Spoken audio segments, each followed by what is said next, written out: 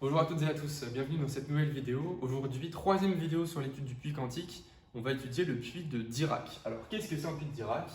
C'est un puits de potentiel où le potentiel est nul, sauf en un point. Et en fait, on va avoir un pic de Dirac comme ça.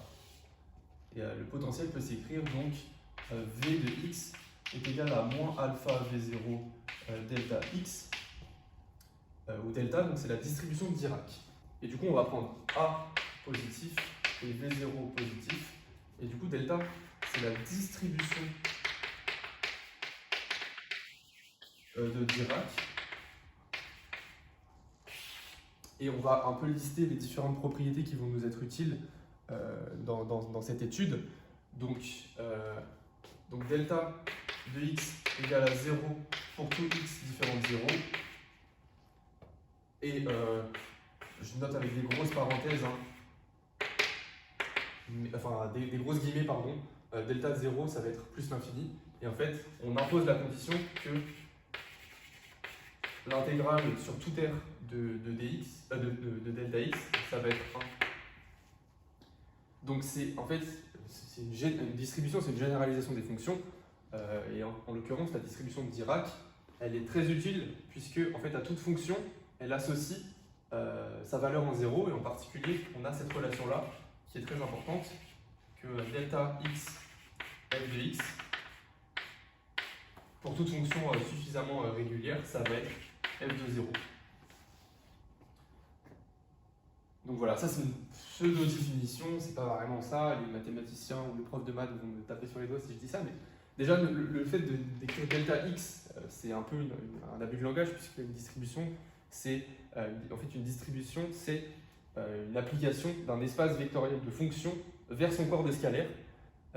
Et en fait, voilà, on devrait mettre une fonction en fait en argument. Bon là, on utilise un abus de langage et on dit que donc delta x est normalisé à 1 et on a cette relation là, donc pour toute fonction régulière, et ça va nous permettre en fait d'étudier les puits comme on veut. Alors on va étudier donc les états possibles dans un potentiel de cette forme-là. Du coup, on va chercher les états stationnaires, donc de la forme si tx égale phi de x exponentielle de moins i e sur h bar t, donc où phi de x est solution de l'équation de Schrödinger indépendante du temps. Donc dans la zone x strictement positif, phi va être solution de cette équation-là, donc l'équation de Schrödinger indépendante du temps, où e, ici on prend e négatif, puisqu'on va s'intéresser aux états liés. C'est-à-dire que là j'ai mon phi qui est comme ça, et moi je prends un état e ici négatif. Et donc ça veut bien me dire que cette quantité-là est strictement positive, je l'appelle q carré, et en fait ça me donne que d2 phi sur dx2 moins q carré phi égale à 0. Et ça je sais résoudre, ça me donne que phi x dans la région, donc x strictement positif, va être égal à a exponentielle de qx plus b exponentielle de moins qx. Or, cette fonction donc là doit être normalisable, donc a doit être égal à 0, puisque sinon j'ai un terme divergent ici. Donc j'ai effectivement b exponentielle de moins qx pour tout x positif. Alors de même, je peux étudier la particule avant le puits, donc pour x strictement négatif, et je vais trouver que par les mêmes raisonnements, je vais avoir une fonction d'onde de la forme a fois exponentielle de qx, où a et b a priori sont des constantes complexes. Alors, ma fonction d'onde, elle est continue. Donc en fait, par continuité de la fonction d'onde, on va voir que a doit être égal à b. Ça, c'est vraiment la continuité de la fonction d'onde qui nous l'impose. Et en fait, je vais pouvoir écrire que phi de x, ça va être égal à a exponentielle de moins q, valeur absolue de x, pour tout x non nul. Mais en fait, par continuité, ça va valoir en fait pour tout x réel, et où a, donc ça va être une constante a priori complexe. Alors enfin, comme phi doit être normalisable, c'est une fonction d'onde, on a donc l'intégrale sur r tout entier de dx phi carré qui doit être égal à 1, pardon. Et en fait, ça va nous imposer que A va être égal à racine de Q. Bon, je vous laisse faire le calcul, là, c'est pas ce qui m'intéresse ici. Mais du coup, on a une forme finale de ma fonction d'onde pour toute valeur de x.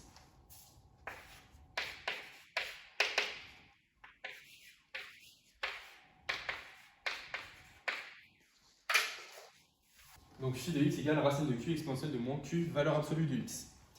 Et maintenant, ce qu'on va faire, c'est qu'on va essayer de démontrer qu'il n'y a qu'une seule valeur de l'énergie possible.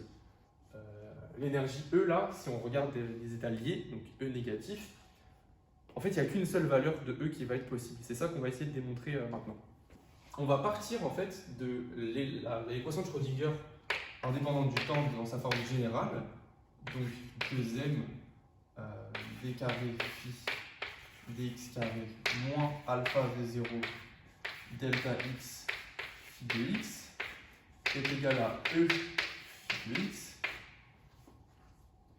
Et maintenant, je vais venir prendre un petit segment moins epsilon et epsilon entre voilà, centré sur 0, où epsilon donc positif, et je vais venir intégrer cette équation-là entre moins epsilon et epsilon.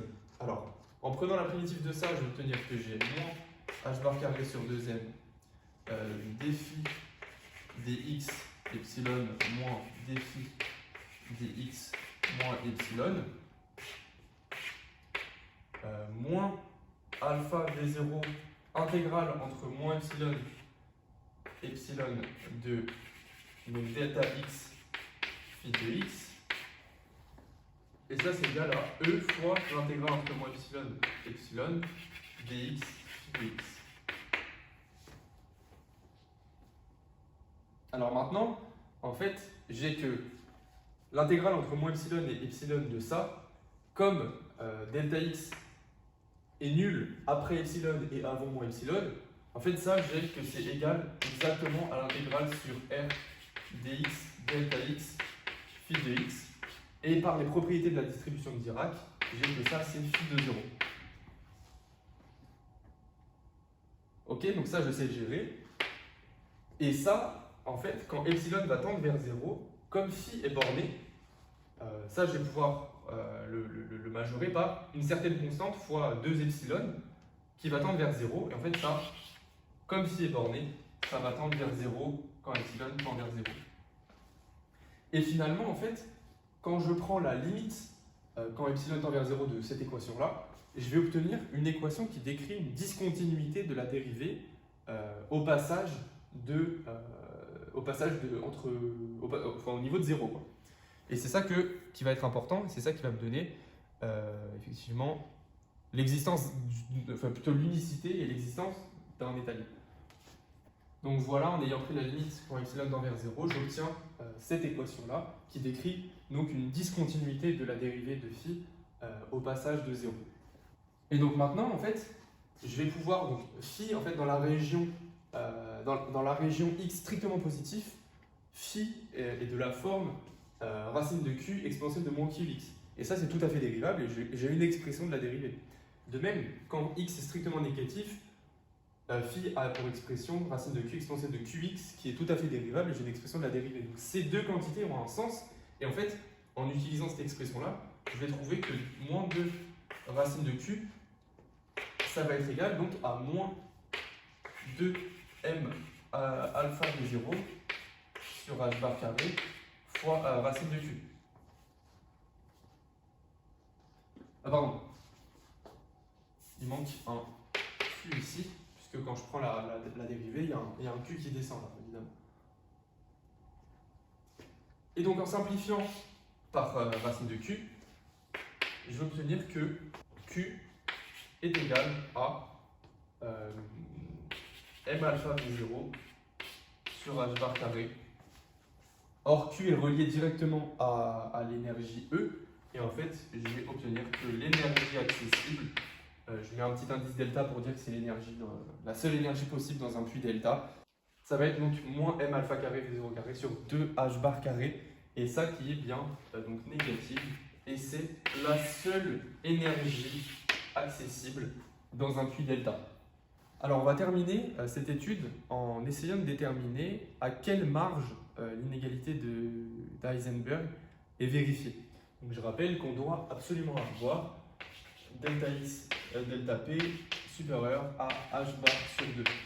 Ça c'est la relation d'indétermination de Heisenberg.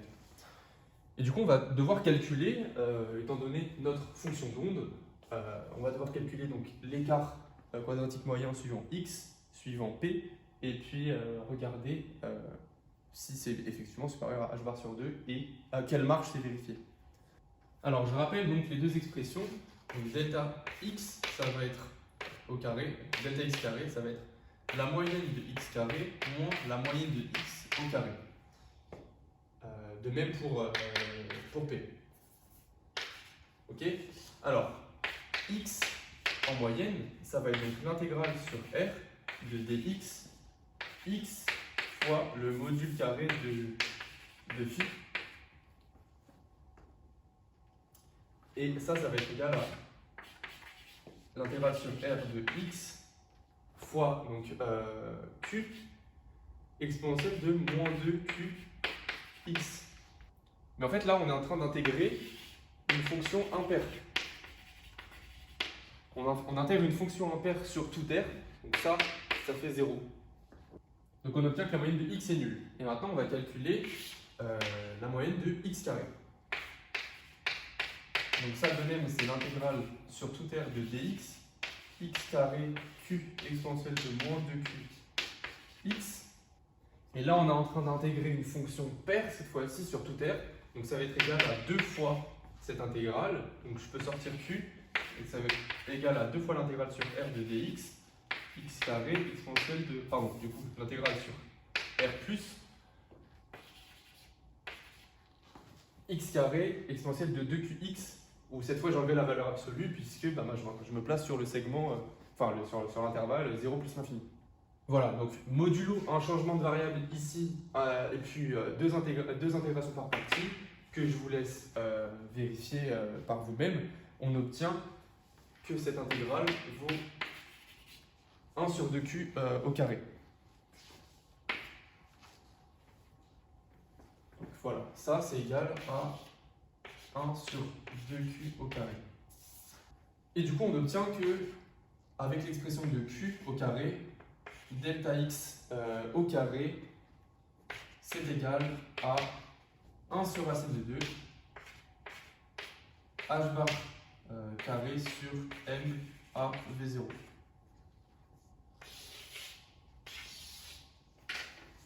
Alors maintenant, pour calculer donc delta px, je peux préciser x puisque je suis dans un cas unidimensionnel. Ça va être donc la moyenne de px carré moins la moyenne de px au carré. Et en fait, ça va être égal à 0 puisqu'il n'y a aucune direction privilégiée que je me balade dans l'x croissant ou décroissant. Donc en moyenne, l'impulsion va être nulle. Et il va me rester à obtenir ceci. Alors pour obtenir la moyenne de px au carré, je vais avoir qu'en fait l'énergie totale de ma particule, ça va être E, et ça va être égal à px carré sur 2m plus la moyenne de v. Et alors en fait, il va rester à calculer la moyenne de v. Ça va être l'intégrale sur r dx, v de x fois donc le module de phi x carré. Or v de x, donc c'est moins alpha v0 que je peux sortir fois l'intégrale sur r de dx delta x fois donc q exponentielle de moins de q valeur absolue de x. Q exponentielle de moins de q valeur absolue de x. Donc le q, je peux le sortir et il va me rester l'intégrale de dx delta x exponentielle de moins de qx, et ça par la propriété de distribution de Dirac, ça va donner exponentielle de moins qx en 0, et autrement dit, il va me rester moins alpha v0 fois q. Et du coup, j'obtiens que px au carré, ça va être égal à donc deuxième facteur de e moins v en moyenne, et du coup, je vais obtenir Autant pour moi tout à l'heure, c'était delta x que j'ai calculé, qui a cette expression-là. J'avais mis delta x au carré. Donc voilà, on a vraiment delta x qui est cette expression-là. Et du coup, on obtient que la moyenne de px carré, c'est cette expression-là. Et on peut du coup déterminer delta px, ça va être donc égal à m alpha v0 sur h bar. Et du coup, en prenant le produit de ces deux écarts quadratiques moyens, on a donc 1 sur racine de 2 h bar carré sur m alpha v0 fois m alpha v0 sur h bar. Donc j'ai un h bar qui part, les m alpha v0 qui partent, et il va me rester h bar sur racine de 2, et ça c'est bien supérieur à h bar sur 2. Et donc on est content, le principe d'indétermination de Heisenberg est bien vérifié. Et en plus on a une bonne marge en racine de 2. Donc voilà, j'espère que cette vidéo vous aura plu. Donc c'était un peu une étude un peu plus exotique d'un puits qu'on n'a pas trop l'habitude de voir en prépa. Voilà, donc on a démontré qu'il existait en fait qu'un seul état lié. Puis on a fait un peu de calcul pour vérifier à quelle marge l'inégalité de Heisenberg était vérifiée.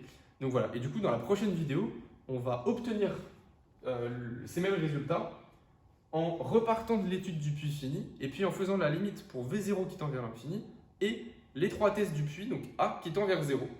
Et en fait, on va obtenir sensiblement les mêmes résultats, donc l'existence et l'unicité d'un état lié, et puis la même marge de vérification de l'inégalité de Heisenberg. Voilà, donc je vous dis à la prochaine pour cette vidéo.